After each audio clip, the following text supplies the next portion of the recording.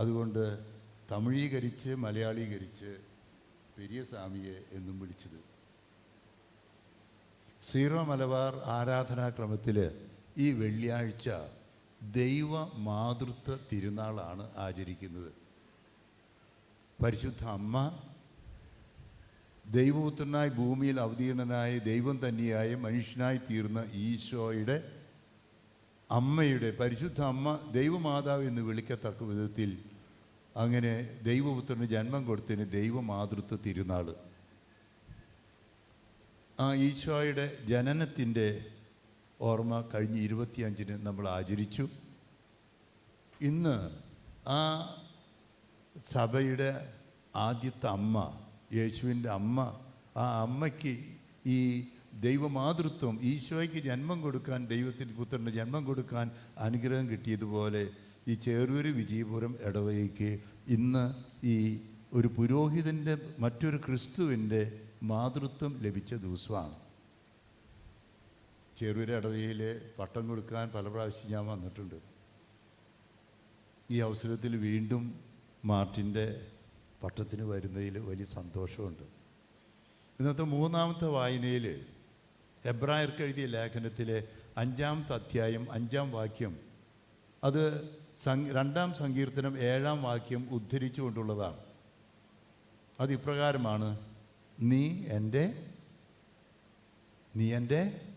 പ്രിയപുത്രനാണ്, നിനക്ക് ഞാൻ ജന്മം നൽകിയിരിക്കുന്നു. ഫ്രാൻസിസ് ഏട്ടനും റോസി ചേച്ചിയും ഏകദേശം 42 വർഷം മുമ്പ് നിങ്ങളുടെ 5-ാമത്തെ ആണിന് ഉണ്ണിക്ക് ജന്മം കൊടുത്തപ്പോൾ അവനെയും കുറിച്ചത് നീ എൻ്റെ പ്രിയപുത്രനാണ്.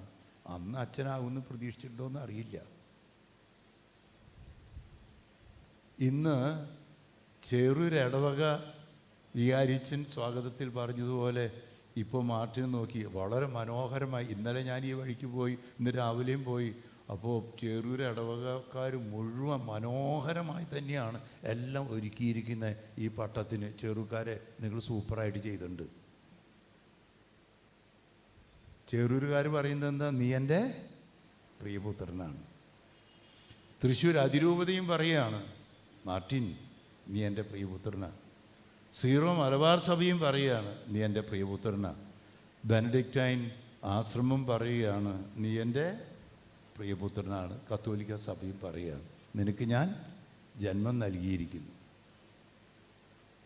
മാർട്ടിനോട് ഞാൻ ചോദിച്ചു, എന്താ മാർട്ടിൻ നീ ഇങ്ങനെ അച്ഛനാവാൻ തോന്നിയേ? അപ്പോൾ കഴിഞ്ഞ കാലഘട്ടത്തിൽ ഒരു നല്ല ചരിത്രം മാർട്ടിന് പറയാനുണ്ട്.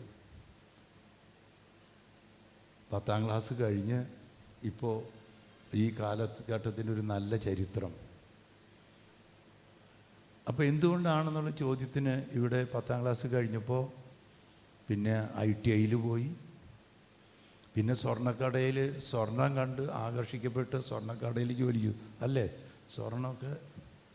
പക്ഷെ അങ്ങനെ ഇരിക്കുമ്പോൾ അതിനേക്കാൾ നല്ലൊരു സ്വർണ്ണം ഉണ്ടെന്ന് ഒരു തോന്നൽ. അങ്ങനെ തോന്നിയപ്പോൾ പിന്നെ കപ്പൂച്ചിൻ സഭയിൽ എലിഞ്ഞിപ്ര ആസ്പിരൻസി തുടങ്ങി. നോവിഷ്യേറ്റ് കഴിഞ്ഞ് പിന്നെ കപ്പൂച്ചിൻ സന്യാസ സമൂഹത്തിൽ ചേർന്ന് കാൽവരിയിൽ ഫിലോസഫി പഠിച്ച് അങ്ങനെയൊക്കെ ഇരിക്കുമ്പോഴാണ് ബീഡ് ഗ്രിഫിത്തിൻ്റെ ഗോൾഡൻ സ്ട്രിങ്, സ്വർണ്ണനൂല് എന്നർത്ഥമുള്ളത്. അപ്പോൾ ഈ സ്വർണ്ണക്കടയിലത്തെ സ്വർണ്ണമല്ല, അതിനേക്കാൾ അപ്പുറത്തുള്ളൊരു സ്വർണ്ണനൂല് കണ്ടപ്പോൾ ആൾ കപ്പൂച്ചിൻ ഓർഡറിൽ ചേർന്നു. കപ്പൂച്ചിൻ ഓർഡറിൽ ചേർന്നപ്പോൾ ഈ സ്വർണ്ണനൂല് കേട്ടപ്പോൾ അതിൻ്റെ അപ്പുറത്തുള്ള ഒരു സ്വർണം തേടി തിരിച്ചിട്ടാണ് അങ്ങനെ ട്രിച്ചി പോയി. അപ്പോൾ ഒരു ഞാൻ പറഞ്ഞത്, മാർട്ടിൻ പറഞ്ഞതനുസരിച്ച് മറ്റൊരു ബ്രദർ, ബെനഡിക്റ്റൈൻ തന്നെ ബ്രദർ വിളിച്ചു. ആളിപ്പോൾ ബെനഡിക്റ്റൈൻ ഇല്ലയെന്നാണ് ഞാൻ മനസ്സിലാക്കണേ. എന്നാലും ആൾ വിളിച്ച് ബെനഡിക്റ്റൈനിലേക്ക് ചേർത്ത് അങ്ങനെ ഫിലോസഫി കഴിഞ്ഞ ഉടനെ തന്നെ ട്രിച്ചി ചേർന്ന് സ്വാമിയായി. സ്വാമി ആകാൻ പോയി, പിന്നെ സ്വാമിയായി. അപ്പോൾ ഞാൻ ഇപ്പോൾ ഇവിടെ ഇരിക്കുമ്പോൾ നിങ്ങൾക്ക് തന്നെ എന്തിനാ ഇങ്ങനെ മാർട്ടിൻ ഇങ്ങനെ പോയെന്നൊരു ചോദ്യം തോന്നേക്കാം. അപ്പോൾ എന്തിനാണ് വിളിച്ചത്? മാർക്കോസിൻ്റെ സുവിശേഷത്തിൽ 3-ാമത്തെ അധ്യായത്തിൽ യേശു മലയിലേക്ക് കുറേ പേരെ വിളിച്ചു കഴിഞ്ഞിട്ട് തിരഞ്ഞെടുക്കുന്നതിന് മുമ്പ് എന്തുകൊണ്ട് വിളിച്ചു എന്നൊരു ചോദ്യത്തിന് ഒരു ഉത്തരവുണ്ട്. അതെന്താ? തനിക്ക് ഇഷ്ടപ്പെട്ടവരെ. അപ്പം നമുക്കറിയാം യേശുവിന് യോഹന്നാൻ സുവിശേഷം 8-ാം അധ്യായം 31-32 പറയുന്നുണ്ട്, ദൈവത്തിൻ്റെ വചനം കേട്ടാൽ ആ വചനത്തിൽ നിലനിന്ന് കഴിഞ്ഞാൽ നിങ്ങൾ എൻ്റെ ശിഷ്യരായി തീരും. അങ്ങനെ എല്ലാവരും ശിഷ്യരാകാൻ വിളിച്ചിട്ടുണ്ട്. അങ്ങനെ ശിഷ്യരായി തീർന്നവരെ എല്ലാവരും, ക്രിസ്തുവിൽ വിശ്വസിക്കുന്നവരെല്ലാവരും സത്യം ഗ്രഹിക്കുകയും സത്യം സ്വതന്ത്രമാക്കുക എല്ലാവരും വിളിച്ചിട്ടുണ്ട്. എല്ലാവരും സ്വർഗത്തിലേക്ക് വിളിച്ചിരിക്കുന്ന യേശുവാണ് ഏകമാർഗം, വഴിയും സത്യവും ജീവനും. അങ്ങനെ പിതാവിൻ്റെ ഭവനത്തിലേക്ക് എല്ലാവരും വിളിച്ചിട്ടുണ്ട്. എന്നാൽ യേശു തൻ്റെ പ്രത്യേക ദൗത്യത്തിനായി കുറേ പേരെ വിളിച്ചത് ബൈബിളിൽ കാണാം. യേശു ലൂക്കായുടെ സുവിശേഷത്തിലെ 9-ാമത്തെ അധ്യായത്തിൽ എല്ലാവരെയും ശിഷ്യത്വത്തിലേക്ക് വിളിച്ചിട്ടുണ്ടെങ്കിലും 72 പേരെ വിളിച്ചതിൽ കാണാം. 10-ാമത്തെ അധ്യായത്തിൽ 12 പേരെ വിളിച്ചത് കാണാം.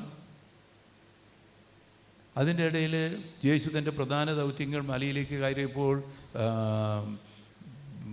പത്രോസിൻ്റെ അമ്മായിമ്മനെ കാണാൻ പോയപ്പോൾ, അതുപോലെ തന്നെ പീഡാസഹനത്തിന് മുമ്പ് രൂപാന്തരീകരണത്തിൻ്റെ സമയത്ത് 3 പേരെ കൊണ്ടുപോയി, പത്രോസ്, യാക്കോബ്, യോഹന്നാൻ. അവർ എക്സിക്യൂട്ടീവ്, യേശുവിൻ്റെ എക്സിക്യൂട്ടീവ് 72 ശിഷ്യന്മാർ, 12 ശിഷ്യന്മാർ, എക്സിക്യൂട്ടീവ് 3 ശിഷ്യന്മാർ, പിന്നെ അതിലൊരാളെ നേതാവാക്കി പത്രോസ്. അങ്ങനെയൊക്കെ യേശുവിൻ്റെ ശിഷ്യത്വത്തിന് തന്നെ പല ഡിപ്പാർട്ട്മെൻറ്റുണ്ട്, അല്ലെങ്കിൽ പല ഘടകങ്ങളുണ്ടായി. എന്തുകൊണ്ട് എന്ന ചോദ്യത്തിന് ഒരൊറ്റ ഉത്തരവേ ഉള്ളൂ: തനിക്ക് ഇഷ്ടപ്പെട്ടവരെ വിളിച്ചു, തിരഞ്ഞെടുത്തു. ഇന്നത്തെ വായനകളിൽ ദൈവവിളിയെക്കുറിച്ചാണ്. 1-ാമത്തെ വായന പുറപ്പാട് പുസ്തകത്തിൽ നിന്ന് 3-ാമത്തെ അധ്യായത്തിൽ മോശയെ വിളിക്കുന്നതാണ്. മാനദണ്ഡം എന്താ? വിക്കനാണ്, യത്രോയുടെ ആടുകൾ മേയിച്ചുകൊണ്ട് നടക്കുക. അങ്ങനെ ഇരിക്കുമ്പോൾ ഒരു അടയാളം കൊടുത്തു. എന്താണ്? മുൾപ്പടർപ്പ് കത്തുന്നു, ചാമ്പലാവുന്നില്ല, വരൂ. ആ ഈജിപ്തിലെ അടിമത്തത്തിൽ നിന്ന് അവരുടെ നിലവിളി ഞാൻ കേട്ടു, അവരെ രക്ഷിക്കാൻ നിന്നെ തിരഞ്ഞെടുത്തിരിക്കണേ. ജെറമിയ 29:11 പറയുന്നത്, എനിക്ക് നിന്നെക്കുറിച്ച് പദ്ധതിയുണ്ട്. അപ്പോൾ മാർട്ടിന് നിന്നെക്കുറിച്ചുള്ള പദ്ധതി എന്തായിരുന്നു? ITI പഠിച്ചിട്ട് പിന്നെ ജോലി ചെയ്യാൻ പോയത് സ്വർണ്ണക്കടയിൽ പോയതാ, പിന്നെ കപ്പൂച്ചിനാകാൻ പോയി, പിന്നെ ബെനഡിക്റ്റായി. നിന്നെക്കുറിച്ചുള്ള പദ്ധതി എന്താ? നിന്റെ നാശത്തിനല്ല, ക്ഷേമത്തിനാണ്. അപ്പോൾ അങ്ങനെ യേശു ഇന്നത്തെ 2-ാമത്തെ വായന ജെറമിയായുടെ പുസ്തകത്തിൽ എന്താ പറയണേ? ഇവിടെ റോസി ചേച്ചിയുടെ അമ്മയുടെ ഉദരത്തിൽ, റോസി ചേച്ചിയുടെ ഉദരത്തിൽ ഉരുവാകുന്നതിന് മുമ്പേ ജെറമിയ പ്രവാചകനെ കുറിച്ച് പറഞ്ഞത്, നിന്നെ അറിഞ്ഞു, വിളിച്ചു, വിശുദ്ധീകരിച്ചു, ആത്മാവ് ദൈവവചനം നാവിൽ നിക്ഷേപിച്ചു, എന്നിട്ട് പറഞ്ഞു നീ കേവലം ബാലനാണെന്നൊന്നും പറയണ്ട. ഇപ്പോൾ ഒരു ഇതൊക്കെ ആയി, ആളിപ്പോഴും ചെറുപ്പമാണ്, എന്നാലും നീ കയറും ബാലനാണെന്ന് പറയണ്ട. ഞാൻ പറയുന്നത് എന്തും നീ ചെയ്യണം, ഞാൻ പറയുന്നിടത്തേക്ക് പോകണം.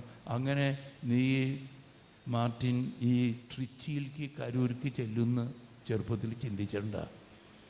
പക്ഷെ ഞാൻ പറയുന്നിടത്തേക്ക് നീ പോകണം, ഞാൻ പറയുന്നത് എന്തും ചെയ്യണം. 3-ാമത്തെ വായന ഹെബ്രായ ലേഖനത്തിൽ ജനങ്ങളിൽ നിന്ന് ജനങ്ങൾക്ക് വേണ്ടി, ജനങ്ങളല്ല തിരഞ്ഞെടുത്ത്, ദൈവത്താൽ വിളിച്ച് നിയോഗിക്കപ്പെട്ടതാണ്. എന്തിനു വേണ്ടി? മെൽക്കിസേദെക്കിൻ്റെ ക്രമപ്രകാരം അഹറോനെ വിളിച്ചതുപോലെ ദൈവിക കാര്യങ്ങൾക്ക്, പാപപരിഹാരാർത്ഥം ബലികളും കാഴ്ചകളും അർപ്പിക്കാൻ വേണ്ടി. യേശുവിനെ പോലെ പ്രവാചക പുരോഹിതന്, മറ്റൊരു ക്രിസ്തുവാകാൻ, പുരോഹിതനാകാൻ വിളിക്കപ്പെട്ടിരിക്കുക. അതുകൊണ്ട് തന്നെയാണ് ഇന്നത്തെ സുവിശേഷത്തിൽ പറഞ്ഞത്, നിങ്ങൾ എന്നെ തിരഞ്ഞെടുക്കുകയല്ല, ഞാൻ നിങ്ങളെ തിരഞ്ഞെടുക്കുകയാണ്. അതുകൊണ്ട് വെട്ടി ഒരുക്കപ്പെടും. നിങ്ങൾ എന്നിൽ വസിക്കുവിൻ, ഞാൻ നിങ്ങളിലും വസിക്കും, അപ്പോൾ നിങ്ങൾ ധാരാളം ഫലം പുറപ്പെടുവിക്കും. അതിനു വേണ്ടിയിട്ടാണ് യേശുവിനെ ഇഷ്ടപ്പെട്ട് വിളിച്ച. അപ്പം നീ എന്തുകൊണ്ട് തീരുമാനിച്ചു? മാർട്ടിനാണ് തീരുമാനിച്ചത്? യേശുവാണ് തീരുമാനിച്ചത്? മാതാപിതാക്കളാണ് തീരുമാനിച്ചത്? അപ്പോൾ എന്തിനാണ് വിളിച്ചത് എന്നുള്ള ചോദ്യം മാർക്കോസ് സുവിശേഷം 3-ാമത്തെ അധ്യായം 13-14 തനിക്ക് ഇഷ്ടപ്പെട്ടവർ വിളിച്ചത് 2 കാര്യങ്ങൾക്കാണ്. ഒന്ന്, തന്നോട് കൂടെ ആയിരിക്കാൻ. 2, ഐക്യപ്പെടാൻ. എന്തിനാ അയക്കണേ? ലൂക്കായുടെ സുവിശേഷം 4:18 മാർക്കോസ് 3:14-15 പറയുന്നുണ്ട്. 3 കാര്യങ്ങൾക്ക് ഐക്യപ്പെടുന്നേ. കർത്താവിൻ്റെ ആത്മാവ് എൻ്റെ പേരുണ്ട്, ദരിദ്രർക്ക് സുവിശേഷം അറിയിക്കാൻ, വിശുദ്ധീകരിച്ച് രോഗികളെ സുഖപ്പെടുത്താൻ. 2-ാമത്തെ കൈവെപ്പ് പ്രാർത്ഥനയിൽ നിൻ്റെ കൈ ഞാൻ വയ്ക്കും. രോഗികളെ സുഖപ്പെടുത്താൻ, പിശാചുക്കളെ ബഹിഷ്കരിക്കാൻ, അങ്ങനെ വിശുദ്ധീകരണം കർമ്മം ചെയ്യാൻ, കൂദാശകൾ പരികർമ്മം ചെയ്യാൻ. 3-ാമത് ജനത്തെ നല്ല ഇടയനെ പോലെ നയിക്കാൻ, പ്രവാചക പുരോഹിത ഇടയ ദൗത്യങ്ങൾ നിർവഹിക്കാൻ അയക്കപ്പെടാൻ വേണ്ടി. അപ്പോൾ ചോദിക്കും, ഈ കൂടെ ആയിരിക്കലും ഐക്യപ്പെടലും അപ്പം എന്താ ഈ മാർട്ടിനും ഇവിടെ ഇരിക്കുന്ന ഈ അച്ഛന്മാരും തമ്മിലുള്ള വ്യത്യാസം? ഇവിടെ പെരിയ സ്വാമീനെ വിളിച്ചത് എന്തെന്നാ? ആബട്ട്. അവിടെ ഇരിക്കുന്ന സുപ്പീരിയർ ജനറലിനെ വിളിച്ചത് സുപ്പീരിയർ ജനറൽ. മറ്റുള്ള അച്ഛന്മാർ എന്താ? ഇവിടെ നിങ്ങളൊന്ന് നോക്കിയേ. ഇവിടെ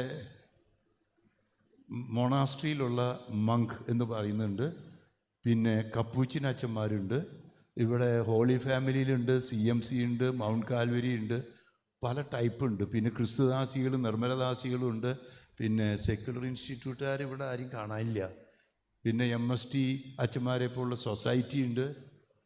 എന്തതിൻ്റെ വ്യത്യാസം? ഇവരെല്ലാവരും അച്ഛന്മാർ തന്നെയല്ലേ, എല്ലാവരും സന്യസ്തർ തന്നെയല്ലേ. ഇവരുടെ എന്താ വ്യത്യാസം? ഈ മാർട്ടിനെ ബെനഡിക്റ്റൈൻ ഓർഡർ എന്തതിൻ്റെ വ്യത്യാസം? ഇന്നലെ സമറിറ്റൻ സിസ്റ്റേഴ്സ് ഉടുപ്പിടുന്നതിന് മുമ്പ്, വ്രതവാഗ്ദാനത്തിന് മുമ്പ് കുറച്ച് പേര് 8 പേര് എൻ്റെ അടുത്ത് വന്നു. അവരോട് ഞാൻ ചോദിച്ചു, ഇതിപ്പം മാർട്ടിനോട് ചോദിക്കുന്നത് എല്ലാവരോടും തന്നെയാണ് കേട്ടോ, മാർട്ടിനോടല്ല, ഇവർക്ക് എല്ലാവർക്കും കിട്ടാൻ വേണ്ടിയിട്ട് തന്നെ ഞാൻ ചോദിക്കണേ. നിങ്ങൾ എന്തിനാ അച്ഛനായേ, എന്തിനാ സിസ്റ്ററാകാൻ പോയേ? ഉടനെ അവർ പറഞ്ഞു, ഒരു വളരെ ബൈബിൾ കാണാപ്പാഠം പഠിച്ചിട്ടെന്ന് പറഞ്ഞു, യേശുവിൻ്റെ കൂടെ ആയിരിക്കാനും ഐക്യപ്പെടാനും. അപ്പോൾ ഞാൻ അവരോട് ചോദ്യം ചോദിച്ചു, നിങ്ങൾക്കൊരു കാര്യം ചെയ്യാമോ, നിങ്ങൾ എന്തിനാ സമർപ്പിതരായേ? അവർ ഈ വ്രതവാഗ്ദാനത്തിന് എടുക്കുന്ന അതിൻ്റെ വാക്കുകളുണ്ട്, അതിൽ യേശുവിനെ അടുത്ത് അനുകരിക്കാൻ. അങ്ങനെ അനുകരിക്കുന്നവർ തന്നെയല്ലേ YSBക്കാരും. അപ്പോൾ ഈ ഇടവക്കാരനായ സജീവ് രൂപത അച്ഛനായ സജീവ് അച്ഛനോ അടുത്ത് അനുകരിക്കുന്നത് തന്നെയല്ലേ. പക്ഷേ ഈ യേശുവിൻ്റെ പ്രവർത്തനങ്ങളിൽ ഏത് ഭാഗ അടുത്ത് അനുകരിക്കുന്നത്? ഇതിൻ്റെ ഈ അടുത്ത് അനുകരിക്കുന്നതിൻ്റെ വ്യത്യാസം അനുസരിച്ചാണ് ഈ കാണുന്ന പല കളറും പല രീതിയും പല രൂപവും. യോഹന്നാൻ സുവിശേഷത്തിൽ 20-ാമത്തെ അധ്യായത്തിൽ 21-ാമത്തെ വാക്യത്തിൽ യേശു, എൻ്റെ പിതാവ് എന്നെ അയച്ചതുപോലെ ഞാൻ നിങ്ങളെ അയക്കുന്നു. അതിനു മുമ്പ് 3 വർഷം യേശു അവരെ കൂടെ ഇരുത്തി ശിഷ്യന്മാരാക്കി. ശിഷ്യനാക്കിയിട്ടേ സ്ലീഹയാക്കിയുള്ളൂ, ഡിസൈപ്പിളായിട്ടേ അപ്പോസ്റ്റലാകാൻ പറ്റുള്ളൂ. ചിലപ്പോൾ എനിക്ക് സംശയമുണ്ട്, ചിലരൊക്കെ ഡിസൈപ്പിളാകാതെ അപ്പോസ്റ്റലായിട്ട് ഓടി നടക്കണ്ടെന്ന്. അങ്ങനെയാണെങ്കിൽ അവർ ചെന്നിട്ട് എല്ലായിടത്തും കുഴപ്പമുണ്ടാക്കും. ചിലയിടത്തൊക്കെ ചിലരെ കാണുമ്പോൾ എനിക്ക് സംശയമില്ലാതില്ല, അതിൽ സന്യാസികളിലും ഉണ്ട് കേട്ടോ, ഡിസൈപ്പിളാകാതെ അപ്പോസ്റ്റലാകുന്ന ചിലരുടെ സൂത്രം. അപ്പോൾ യേശുവിനെ അടുത്ത് അനുകരിക്കല്. അപ്പോൾ ഞാൻ അവരോട് ചോദിച്ചു, യേശുവിൻ്റെ ഒരു ദിവസത്തെ ദിനചര്യ നോക്കിയിട്ട് അതിൽ യേശുവിനെ ഏറ്റവും അടുത്ത് അനുകരിക്കുന്നത് ഏതാ?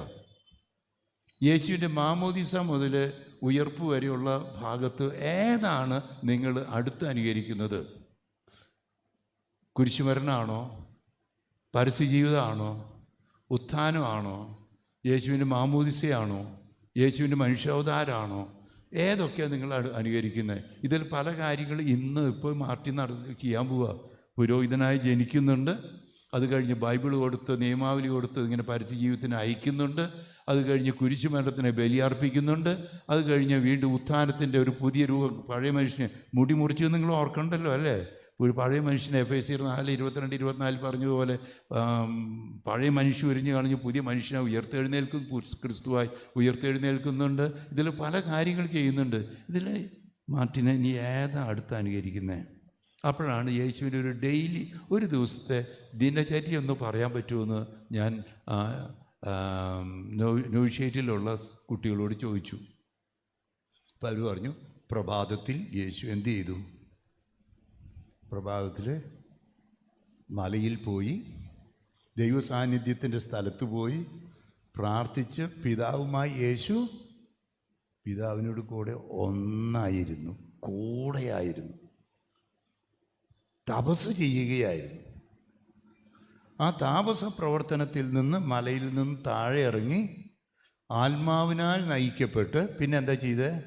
ഗ്രാമങ്ങൾ തോറും നഗരങ്ങൾ തോറും ചുറ്റി നടന്ന് ദരിദ്രർക്ക് സുവിശേഷം പ്രസംഗിച്ചു, രോഗികളെ സുഖപ്പെടുത്തി, പാപികളെ മാനസാന്തരപ്പെടുത്തി, പിശാചുക്കളെ ബഹിഷ്കരിച്ചു, ദൈവത്തിന് പ്രീതിജനകമായ വത്സരം പ്രഖ്യാപിച്ചു, ദൈവരാജ്യ സ്ഥാപനത്തിനായി എല്ലാവരെയും അനുതാപത്തിലേക്ക് നയിച്ച് സുവിശേഷം പ്രസംഗിച്ചു.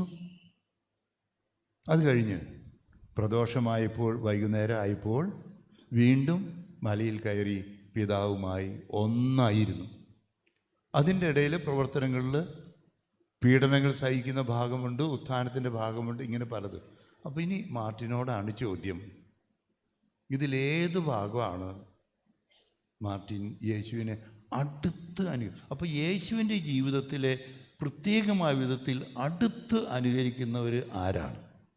ഏത് പ്രവർത്തനത്തെയാണ് അടുത്ത് അനുകരിക്കുന്നത്? അതിൻ്റെ തോതനുസരിച്ചാണ് ഈ കാണുന്ന വിവിധ വേഷങ്ങളിലുള്ള സിസ്റ്റർമാരെ കാണാനില്ലേ, അച്ഛന്മാരെ കാണാനില്ലേ? അതിൻ്റെ വ്യത്യാസം ഈ അടുത്ത് അനുകരിക്കുന്നതിൻ്റേതാണ്. ഇപ്പോൾ ചേരുന്ന അവസരത്തിലൊന്നും ഇവർക്ക് പലർക്കും ഇത് ചിലപ്പോൾ ഓർത്തിട്ടൊന്നുമല്ല, അച്ഛനാവണം കന്യാസയാവണം ഇത് ചിന്തിച്ചിട്ട് ചേരണേ. പക്ഷെ കുറേ കഴിഞ്ഞപ്പോഴാണ് മനസ്സിലായത് ഇതിൻ്റെ വ്യത്യാസം മനസ്സിലാകണമെങ്കിൽ ഈ മാർട്ടിൻ കപ്പൂച്ചിനിന്ന് എന്തുകൊണ്ട് ബെനഡിക്റ്റായിരുന്നു പോയിന്ന് മാർട്ടിനോട് തന്നെ ചോദിച്ചാൽ മതി. എന്തുകൊണ്ടാണ്? അപ്പോൾ അതാണ് സഭയുടെ ചരിത്രത്തിൽ കൂടെയായിരിക്കുന്നതും ഐക്യപ്പെടുന്നതും അതിൽ അടുത്ത് അനുകരിക്കും തമ്മിലുള്ള വ്യത്യാസം. മാർട്ടിൻ എന്തുകൊണ്ടൊരു ബെനഡിക്റ്റൈൻ ആശ്രമത്തിൽ ചേർന്നു? MSTയെ പോലെ സൊസൈറ്റി ആയില്ല, രൂപത അച്ഛന്മാരെ പോലെ വ്രതമെടുക്കാതെ, ആദ്യ ശിഷ്യന്മാരെ പോലെ 3 വർഷം പരിശീലിപ്പിക്കപ്പെട്ട് 10 വർഷം 12 വർഷം പരിശീലിപ്പിക്കപ്പെട്ട്.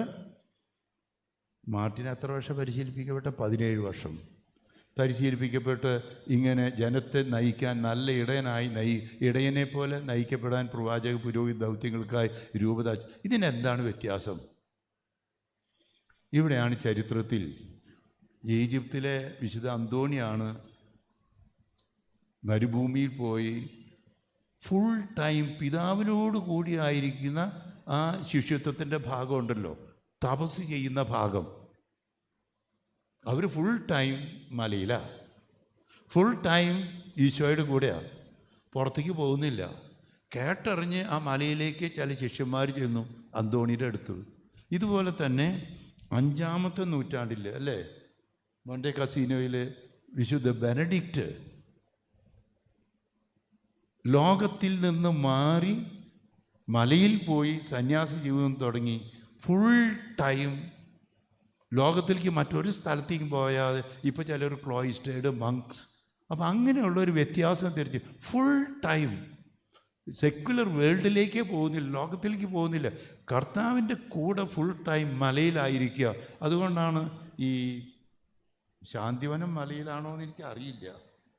സാധാരണ ഇവരൊക്കെ മലയും ഈ പുഴയ വെള്ളമുള്ള മലയുടെ അടുത്തേക്കാണ് പോവുക. ആ പുഴയുടെ അടുത്ത് ഉയരമുള്ള സ്ഥലത്താണ് ഇവർ, കാരണം വെള്ളം വേണമല്ലോ.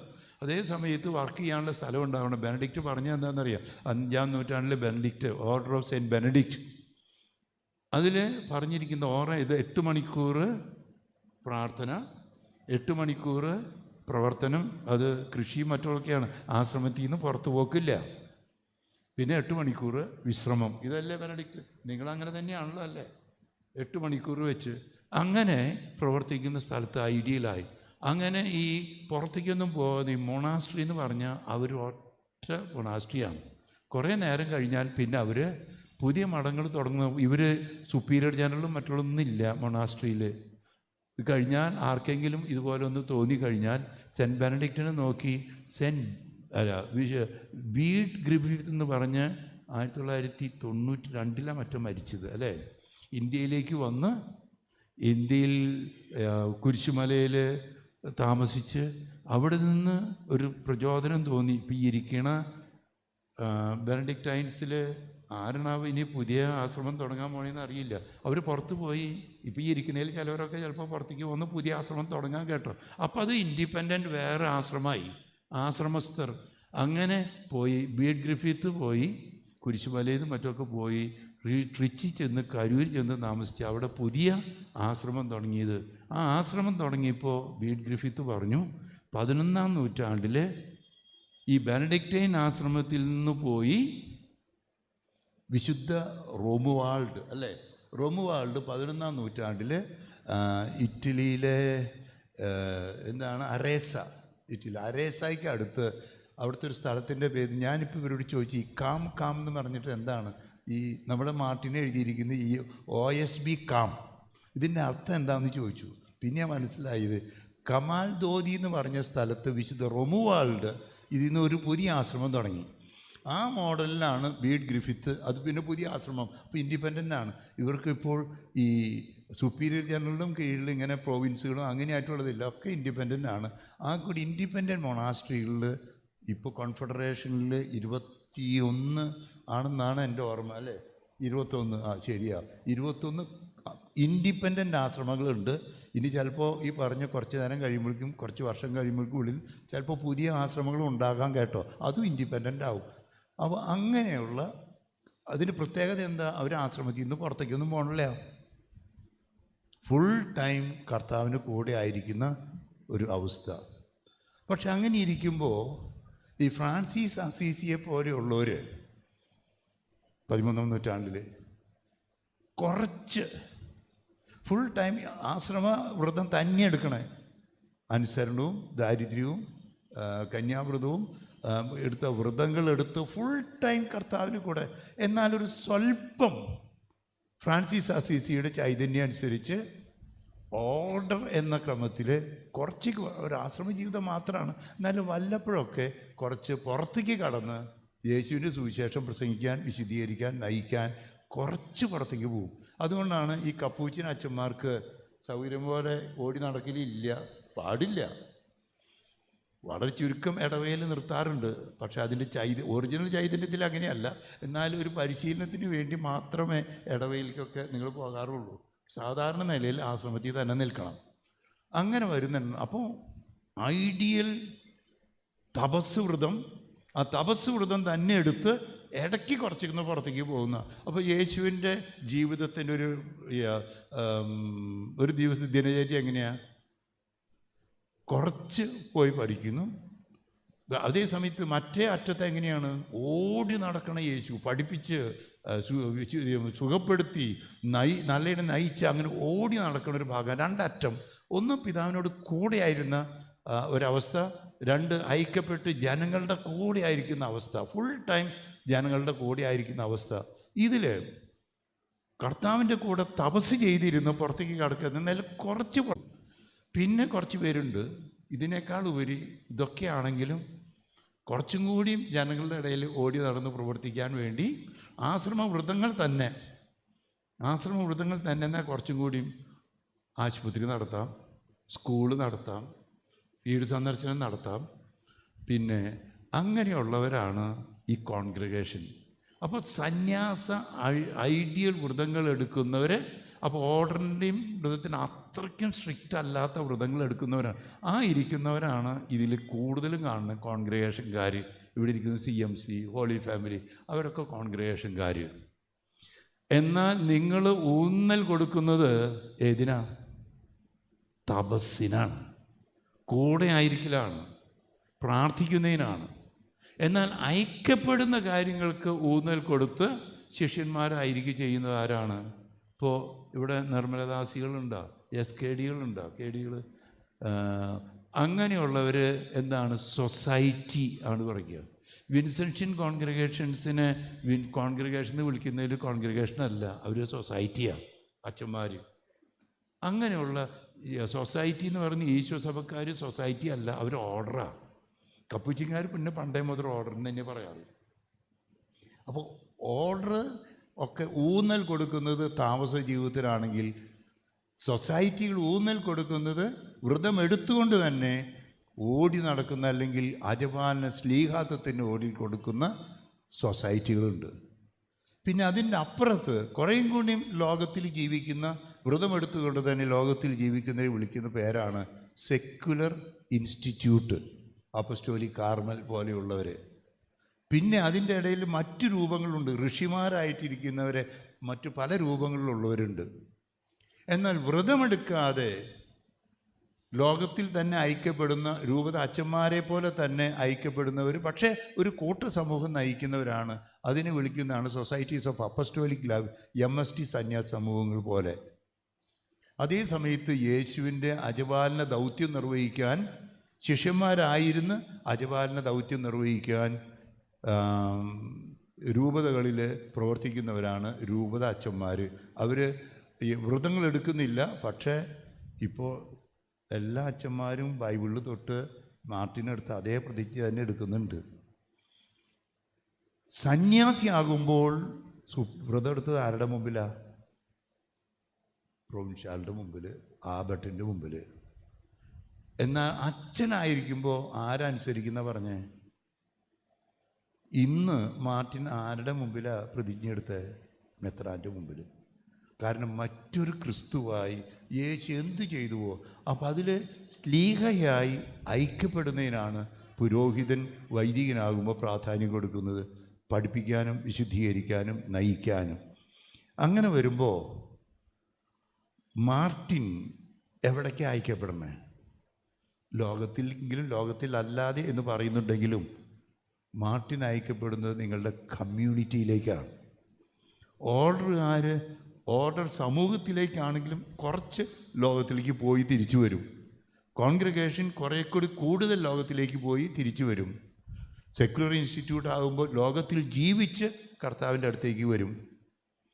അജപാലന രംഗത്തിലാണെങ്കിൽ ലോകത്തിൽ ജീവിച്ച് യേശുവിൻ്റെ ജനത്തെ നയിക്കും. ഇതാണ് പ്രത്യേകത. പക്ഷേ അച്ഛനാകുമ്പോൾ എല്ലാവരും ചെയ്യേണ്ടത് എന്താണ് എന്ന് ഇന്നത്തെ കർമ്മങ്ങൾ നോക്കിയാൽ, ഇനി ഉടനെ തന്നെ നമ്മൾ സമൂഹ പ്രാർത്ഥന വരുന്നുണ്ട്, അത് നന്നായിട്ടൊന്ന് ശ്രദ്ധിച്ചോളൂ. മാർട്ടിൻ മാത്രമല്ല, വൈദികനാകുന്ന എല്ലാവരും എങ്ങനെയുള്ള പുരോഹിതരാകണമെന്ന് ചിന്തിക്കുന്നതാണ്. മാർട്ടിൻ്റെ പ്രവർത്തന മേഖല പ്രധാനമായും നിങ്ങളുടെ കൂട്ടായ്മയാണ്, കമ്മ്യൂണിറ്റിയാണ്, നിങ്ങളുടെ ആശ്രമമാണ്. ആശ്രമത്തിലേക്ക് എല്ലാവരും മലയിലെ വിളക്ക് പോലെ പ്രകാശിക്കുന്ന ആ വിളക്കിലേക്ക്, അത് സെൻറ്റ് ബെനഡിക്റ്റിന്, സെൻറ്റ് റൊമുവാൾഡിന്, ബീഡ് ഗ്രിഫിത്ത് ആദ്യം കുരിശുമലയിലും പിന്നെ ശാന്തിവനത്തും അവിടെ ചെന്ന് കഴിഞ്ഞപ്പോൾ എല്ലാവരെയും ആകർഷിച്ചു. ഇത് പറഞ്ഞു കേട്ടപ്പോൾ ഈ മാർട്ടിനും ഇങ്ങനെ തന്നെയാണ് ഉണ്ടായത്. ആകർഷിക്കപ്പെട്ട് അവിടേക്ക് ചെല്ലതാ. കാൽവരിയിലല്ല വേണ്ട നിൽക്കേണ്ടത്, അവിടെ നിന്ന് കേട്ടറിഞ്ഞപ്പോൾ അങ്ങോട്ട് ചെന്നതാ. യേശുവാണ് വിളിച്ചത്. അങ്ങനെ ചെയ്യുമ്പോൾ 3 കാര്യങ്ങൾ ചെയ്താലേ പുരോഹിതനാക്കുള്ളൂ. ആദ്യം തന്നെ ബൈബിൾ തൊട്ട് എന്താ പ്രതിജ്ഞ എടുത്തേ? വിശ്വാസം ഏറ്റു പറയണം. ഇതാണ് ഒന്നാമത്തെ കാര്യം. അത് പ്രതിജ്ഞ എടുത്താലേ അച്ഛനാക്കുള്ളൂ. രണ്ടാമത്തെ കാര്യം ഇന്ന് തുടക്കത്തിൽ ചെയ്തത്, ബൈബിൾ തൊട്ട് ചെയ്തെന്താ? സഭ പഠിപ്പിക്കുന്ന കാര്യങ്ങൾ സ്വീകരിച്ച് അതുപോലെ പഠിപ്പിക്കും. നിങ്ങളുടെ ആശ്രമത്തിൽ മാർട്ടിനെ, ഇനി നിൻ്റെ തിയോളജി ഇല്ല, നിൻ്റെ ഫിലോസഫി ഇല്ല, ലിറ്റർജിക്ക് പ്രാധാന്യം കൊടുക്കണം. അൻസെൽമോ റോമിൽ നിന്ന് ലൈസൻഷ്യേറ്റൊക്കെ ലിറ്റർജിക്കൽ തിയോളജിയിലല്ല എടുത്തേ, സാക്രമെൻ്റൽ തിയോളജി അല്ലേ? അപ്പോൾ ആരാധനാക്രമത്തിൽ എടുത്തേ. പക്ഷെ നിൻ്റെ ആരാധനാക്രമമില്ല. എനിക്ക് ഇങ്ങനെ തോന്നണില്ല. സഭ പഠിപ്പിക്കുന്നത്, ലത്തീൻ സഭയിലാണെങ്കിൽ മാർപ്പാപ്പ എന്ത് അംഗീകരിച്ചോ അത്. സീറോ മലബാർ സഭ കുർബാന ചെല്ലുമ്പോൾ സിനഡ് തീരുമാനം എടുത്ത് മാർപ്പാപ്പ അംഗീകരിച്ച് ലിറ്റർജി ഏതോ അത്. അല്ലാണ്ട് എനിക്ക് ഈ ലിറ്റർജി ഇങ്ങനെ തോന്നണേ, എൻ്റെ രീതി ഇങ്ങനെയാണ്, അങ്ങനെയില്ല. സഭ ഔദ്യോഗികമായി അംഗീകരിച്ച് ലിറ്റർജി മാത്രമേ ഉള്ളൂ. ഇപ്പോൾ പല സ്ഥലങ്ങളിൽ പലതരത്തിലുള്ള വ്യാഖ്യാനമുണ്ട്, ഇല്ല. അപ്പോൾ അത് പഠിപ്പിച്ചു, അത് ബൈബിൾ കൊടുത്ത് അങ്ങനെ ഞാൻ ചെയ്യുള്ളൂ എന്ന് പ്രതിജ്ഞ എടുത്തു. മൂന്നാമത്തെ കാര്യം ഏതാ? സഭാധികാരികളെ, മാർപ്പാപ്പയെ, മേജർ ആർച്ച് ബിഷപ്പിനെ, പിന്നെ ഇവിടെയുള്ള രൂപത അച്ഛന്മാർ. ഈ സജീവച്ചൻ, ഇവിടെ ഇരിക്കുന്ന സജീവച്ചനാണെങ്കിൽ പേര് പറഞ്ഞത് രൂപത അധ്യക്ഷനെ ഞാനോ തൂങ്കുഴിപ്പിയത് അവരെ പെട്ടെന്ന് തന്നെ ഞാൻ തന്നെയാണ്. അപ്പോൾ പറഞ്ഞത് എന്താണ്? ആൻഡ്രൂസ് പിതാവിനെ തന്നെയല്ല പറഞ്ഞത്, എന്നെ എൻ്റെ പിൻഗാമികളെയും. രൂപതാധ്യക്ഷനെ. ഇപ്പോൾ മാർട്ടിൻ പറയാൻ പോണത് ഏതാ? ഞാൻ എവിടെ ജോലി ചെയ്യുന്നുവോ, ഇപ്പോൾ മാർട്ടിൻ ഇപ്പോൾ വേറെ സ്ഥലമൊന്നുമില്ല, ട്രിച്ചിയിൽ മാത്രമേ ഉള്ളൂ. അവിടുത്തെ ട്രിച്ചിയിലത്തെ രൂപതാധ്യക്ഷനെ ആരായാലും അനുസരിച്ചു കൊള്ളാം. അത് അപ്പോൾ വൈദികൻ എന്ന നിലയിൽ രൂപതാധ്യക്ഷനെ, സന്യാസി എന്ന നിലയിൽ ഇപ്പോൾ ഈ ഇരിക്കണ പെരിയ സ്വാമീനെ അനുസരിച്ചു കൊള്ളാം എന്ന് പ്രതിജ്ഞ എടുത്താലേ അച്ഛനാവുള്ളൂ. ഇതെന്താണ് ഇപ്പം ചെയ്യുന്നത്? ഇനിമേൽ എൻ്റെ ഇഷ്ടമില്ല, ദൈവത്തിൻ്റെ ഇഷ്ടം. ആരാധനാക്രമം ആശ്രമങ്ങളിൽ കാരണ നമസ്കാരവും കുർബാനയും ഒക്കെ കേന്ദ്രീകൃതമാണ്. അത് ചെയ്യാൻ അച്ഛനാക്കണം. ഇല്ലെങ്കിൽ സന്യാസത്തിൽ അച്ഛന്മാർ കുറച്ച് പേരെ ആക്കുള്ളൂ. ആശ്രമങ്ങളിൽ ഫ്രാൻസിസ് അസീസി അച്ഛനായിരുന്നില്ല, സെൻറ്റ് ജെറോം അച്ഛനായിരുന്നില്ല, സെൻറ്റ് റോമുവാൾഡ് അച്ഛനായിരുന്നു ആയിരുന്നോ? ഇല്ല. സ്ഥാപകൻ ഈ സന്യാസം സെൻറ്റ് റോമുവാൾഡ് അച്ഛനായിരുന്നില്ല, 11-ാം നൂറ്റാണ്ടിൽ ജീവിച്ചത്. അപ്പോൾ ചിലരെ ഈ ആരാധനാക്രമത്തിന് വേണ്ടി മാത്രം കുറച്ച് പേരെ ആക്കുന്നു. ഓർഡറിലാണെങ്കിൽ കുറേയും കൂടിയും അജപാലന രംഗത്തേക്ക് ഇറങ്ങിത്തിരിക്കുന്നതുകൊണ്ട് നല്ല ശതമാനവും അച്ഛന്മാരാണ് ഓർഡറിൽ, കപ്പുച്ചിനിൽ. അപ്പോൾ ഈ അവസരത്തിൽ എന്താ ചെയ്യണ്ടേ? ഉടനെ തന്നെ നീ എന്താ ചെയ്യാൻ പോണേ?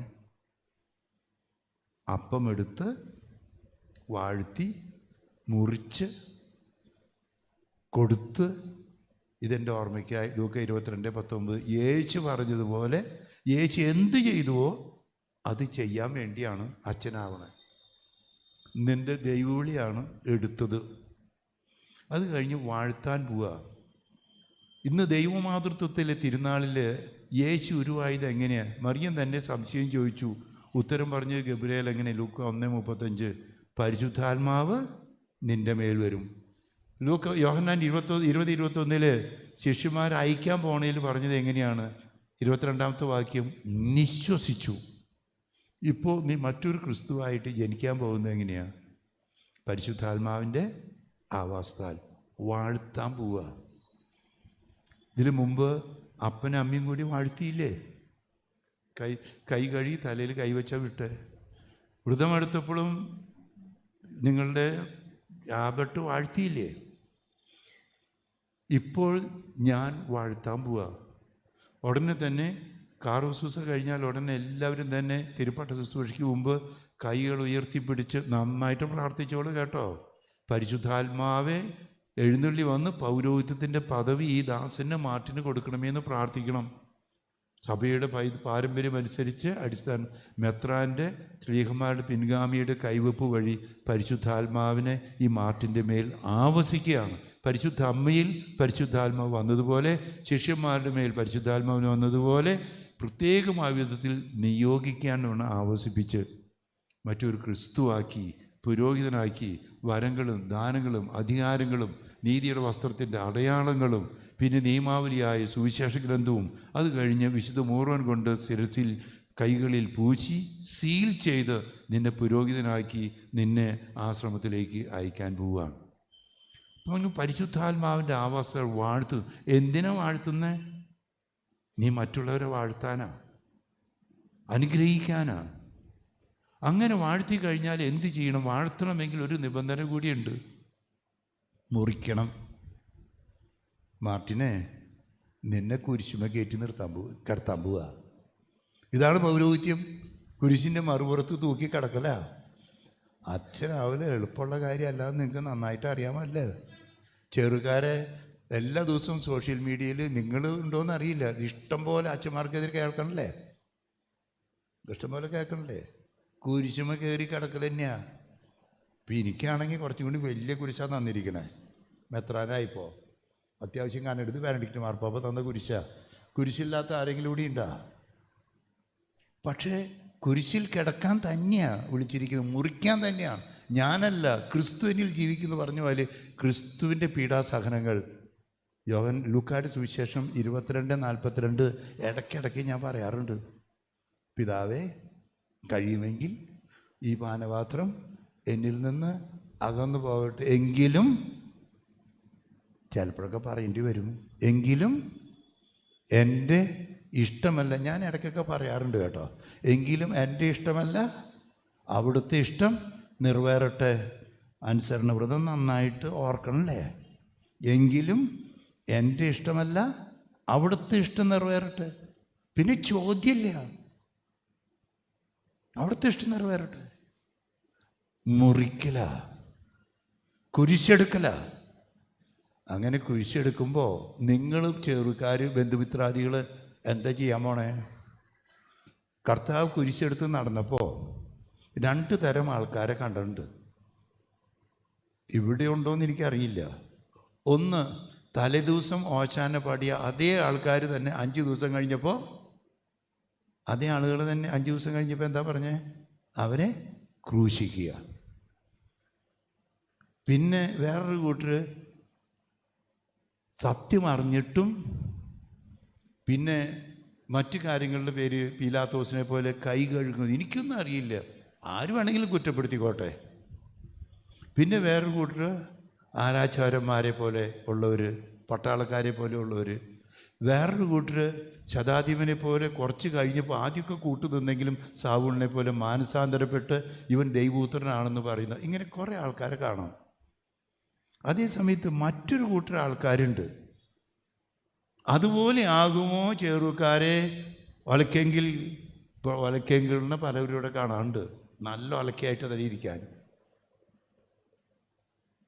ഉറച്ചു നിൽക്കാൻ, ആരുപേക്ഷിച്ചാലും ഞാൻ ഉപേക്ഷിക്കില്ല എന്ന് പറയാൻ. ഇവിടെ ശിമിയോന്മാരുണ്ടാവുമോ?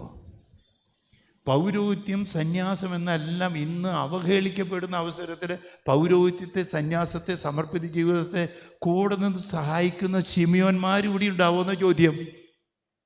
ഉണ്ടാകുമോ? ഉണ്ടാകണം, ഇല്ലെങ്കിൽ സഭ നശിക്കും. പൗരോഹിത്യത്തെ, സന്യാസത്തെ സപ്പോർട്ട് ചെയ്യുന്ന ദൈവജനമാണോ? അതോ സോഷ്യൽ മീഡിയയിൽ ഒന്ന് കേട്ടപ്പോൾ ഉടനെ തന്നെ അതിന് കൂടെ നിന്നിട്ട് ഞാൻ ഈ പറഞ്ഞ മാതിരി ഓശാന പാടി അതേ ആൾക്കാർ തന്നെ 5 ദിവസം കഴിയുമ്പോഴേക്ക് ക്രൂശിക്കുക എന്ന് പറയുന്നവർ ചേരൂരിലെ ബന്ധുമിത്രാദികൾ ഉണ്ടാകുമെന്ന് എൻ്റെ ചോദ്യം. ഇത് ഇച്ചിരി കൊള്ളിക്കണ ചോദ്യം തന്നെയാണ് അല്ലേ? പിന്നെ പോകുമ്പോൾ, കുരിശെടുത്ത് പോകുമ്പോൾ ആ ഓർസ്ഥലത്തെ സ്ത്രീകൾ എന്താ പറഞ്ഞേ? അവർക്കൊന്നും പറയാൻ പറ്റിയില്ല, വേദന തോന്നി. ഒന്നില്ലെങ്കിൽ കറിയണ സ്ത്രീകളെ പോലെയെങ്കിലും ഇത് ശരിയല്ല, ഇത് തെറ്റാണ്, ഇങ്ങനെ പൗരോഹിത്യത്തെ, സമർപ്പിത ജീവിതത്തെ, സന്യാസത്തെ അവഹേളിക്കരുതെന്ന് പറഞ്ഞ് കരയാനെങ്കിലും ചെറുക്കാരെ, ബന്ധുമിത്രാദികളെ പറ്റുമെന്ന ചോദ്യം.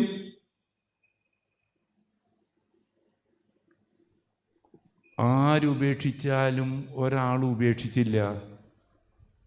അത്ഭുതത്തിൻ്റെ അവസരത്തിൽ ഇയാളെ കണ്ടല്ലേ. പക്ഷേ സമയത്ത് കുരിശെടുത്ത് പോകുന്ന സമയത്ത് കൂടെ ഉണ്ടായി. അതാരാ? കുരിശിൻ്റെ കീഴെ നിന്നു. അതാരാ? പരിശുദ്ധ അമ്മ. പൗരോഹിത്യത്തിൻ്റെ, സന്യാസത്തിൻ്റെ കൂടെ നിൽക്കുന്ന അമ്മമാര് ഇവിടെ ഉണ്ടാവുമെന്നാണ് ചോദ്യം. പത്രോസ് ആരുപേക്ഷിക്കാലും ഞാൻ ഉപേക്ഷിക്കില്ലെന്ന് പറഞ്ഞ പത്രോസ് കോഴി കൂവുന്നതിന് മുമ്പ് 3 പ്രാവശ്യം തള്ളി പറഞ്ഞെങ്കിലും പശ്ചാത്തപിച്ച് കണ്ണുകളിൽ ചാരികൾ തക്ക വിധത്തിൽ തിരിച്ചു വന്ന് കുരിശിൽ മരിക്കാൻ തയ്യാറായ പത്രോസിനെ പോലെയെങ്കിലും നമുക്കാകാൻ പറ്റുമോ? കുരിശിൻ്റെ കീഴിൽ ഉപേക്ഷിക്കാതെ നിന്ന യോഹന്നാനെ പോലെ.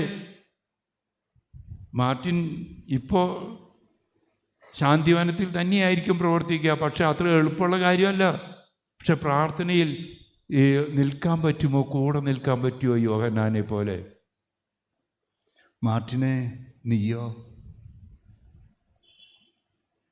മലമുകളിലെ പ്രകാശം പോലെ മധ്യസ്ഥ പ്രാർത്ഥന വഹിക്കാനാ നീ സന്യാസിയായിരിക്കും. യേശുവിൻ്റെ മുമ്പിൽ, ദൈവത്തിൻ്റെ മുമ്പിൽ ജനത്തിൻ്റെ പ്രാർത്ഥന നൽകുന്ന കൂടെ ആയിരിക്കുന്നു. ഓരോ ദിവസവും ഇവരുടെ നിയോഗങ്ങൾ, ഇവർക്ക് വേണ്ടി, സഭയ്ക്ക് വേണ്ടി ഉറച്ചു നിന്നുകൊണ്ട് മധ്യസ്ഥ പ്രാർത്ഥന വഹിക്കാൻ, അവർക്ക് വേണ്ടി ഇവിടുത്തെ ജനത്തിൻ്റെ പ്രാർത്ഥന മലയിൽ വെച്ച്, ശാന്തിവനം എന്ന് പറയുന്ന മലയിൽ പോയി കർത്താവിൻ്റെ ഫുൾ ടൈം ജനത്തിന് വേണ്ടി പ്രാർത്ഥിക്കുന്ന മനുഷ്യനാണ്. അതുകൊണ്ട് 8 മണിക്കൂറെങ്കിലും ദിവസത്തിൽ പ്രാർത്ഥിക്കണ്ടാവില്ലേ? അതല്ലേ സെൻറ്റ് ബെനഡിക്റ്റിൻ്റെ നിയമതല്ലേ? 8 മണിക്കൂർ പ്രാർത്ഥന, 8 മണിക്കൂർ കൈതലി തഴമ്പ് വരുന്ന രീതിയിൽ തന്നെ പണിയെടുക്കുക, പിന്നെ 8 മണിക്കൂർ വിശ്രമവും. നിങ്ങളുടെ നിയോഗങ്ങൾ എഴുതി അറിയിച്ചോ, കുഴപ്പമില്ല. നിങ്ങൾക്ക് വേണ്ടി, ഒലക്കെങ്കിൽ തറവാടിന് വേണ്ടി, ചേറൂർ ഇടവയ്ക്ക് വേണ്ടി, തൃശ്ശൂർ അതിരൂപതയ്ക്ക് വേണ്ടി, സീറോ മലബാർ സഭയ്ക്ക് വേണ്ടി, കേരളത്തിന് വേണ്ടി, ഭാരതത്തിന് വേണ്ടി, ലോകത്തിന് വേണ്ടി മധ്യസ്ഥ പ്രാർത്ഥന വഹിക്കില്ല നിൻ്റെ തൊഴിൽ. അത് മനസ്സിലാക്കിയിട്ട് തന്നെയാണല്ലോ അതിൽ പോകുന്നതല്ലേ. അങ്ങനെയാണെങ്കിൽ ഇന്ന് സന്യാസത്തിൻ്റെ അതിൻ്റെ ആദർശരൂപമായ മൊണാസ്ട്രിക്ക്, ഓർഡറിന്, കോൺഗ്രിഗേഷന്, സൊസൈറ്റിക്ക്, സെക്യുലർ ഇൻസ്റ്റിറ്റ്യൂട്ടിന്, മറ്റ് അപ്പസ്റ്റോലിക് ലൈഫിന് ഇന്ന് വലിയ പ്രസക്തിയുണ്ട്. ഒരു പൗരോഹിത്യത്തിനും പ്രസക്തിയുണ്ട്. അതിനനുസരിച്ച് പ്രവർത്തിക്കാൻ നമുക്ക് കുരിശെടുക്കുമ്പോൾ കൂടെ നിന്നുകൊണ്ട് പ്രാർത്ഥിക്കുമോ? ചെറൂർ ഇടവക്കാരെ, ബന്ധുമിത്രാദികളെ, ഈ യജ്ഞത്തിൽ നിയമാവർത്തന പുസ്തകത്തിലെ 17-ാമത്തെ അധ്യായത്തിൽ ജോഷ യുദ്ധം ചെയ്തപ്പോൾ പിന്നിൽ മോശ കൈ വിരിച്ച് പ്രാർത്ഥിച്ചു. കൈ തളർന്നപ്പോൾ യുദ്ധത്തിൽ തോറ്റുകൊണ്ടിരുന്നു. കൈ ഉയർത്തിപ്പിടിച്ചപ്പോൾ ദിവസം നീണ്ടുപോയി, യുദ്ധത്തിൽ വിജയിച്ചു. ഈ മാർട്ടിൻ ദൈവം നൽകിയിരിക്കുന്ന വിളിക്കനുസരിച്ച് പ്രവർത്തിക്കണമെങ്കിൽ പിന്നിൽ പ്രാർത്ഥിക്കുന്ന, ത്യാഗം ചെയ്യുന്ന കരങ്ങളും ജീവിതങ്ങളും ഉണ്ടാകണം. നമുക്ക് മാർട്ടിനെ സമർപ്പിച്ച് പ്രാർത്ഥിക്കാം. ഞങ്ങൾക്ക് വേണ്ടി യേശുവിൻ്റെ മുമ്പിൽ പ്രാർത്ഥിക്കുന്ന ഒരു പ്രവർത്തകൻ, ഒരു വൈദികൻ, അങ്ങനെ ഒരു മാർട്ടിനെ കിട്ടാൻ വേണ്ടി നമുക്ക് കൈകൾ കൂപ്പി പ്രാർത്ഥിക്കാം. എല്ലാവരും ഒന്ന് കൈകൂപ്പി പിടിക്കാമോ? മാർട്ടിനെ ദൈവത്തിന് സമർപ്പിച്ച് ഒരു സന്യാസി എന്ന നിലയിൽ നമുക്ക് വേണ്ടി പ്രാർത്ഥിക്കുന്ന, ആരാധനാക്രമത്തിൽ ഊന്നിയ ജീവിതം നയിക്കുന്ന, ദൈവജനത്തിന് വേണ്ടി മലമുകളിലെ പ്രകാശമായി മറ്റുള്ളവർക്ക് പ്രകാശം കൊടുക്കുന്ന ഒരു നല്ല പുരോഹിതനായി, സന്യാസിയായി, വിളിച്ചവനോട് മരണം വരെ വിശ്വസ്തനായ ഒരു പുരോഹിതനായി, സന്യാസിയായി ജീവിക്കാൻ മാർട്ടിന് ദൈവാനുഗ്രഹം സമർത്ഥമായി ഉണ്ടാകണമേ എന്ന് പ്രാർത്ഥിക്കാം. പരിശുദ്ധ അമ്മയുടെ, യൗസേപ്പ് പിതാവിൻ്റെ, വിശുദ്ധ റോമുവാൾഡിൻ്റെ, വിശുദ്ധ ബെനഡിക്റ്റിൻ്റെ, മറ്റു വിശുദ്ധരുടെ മധ്യസ്ഥ തേടി പ്രാർത്ഥിക്കാം. പരിശുദ്ധാത്മാവിൻ്റെ ആവാസത്തിനായി നിയോഗങ്ങൾ സമർപ്പിച്ച് നമുക്ക് പ്രാർത്ഥിക്കാം.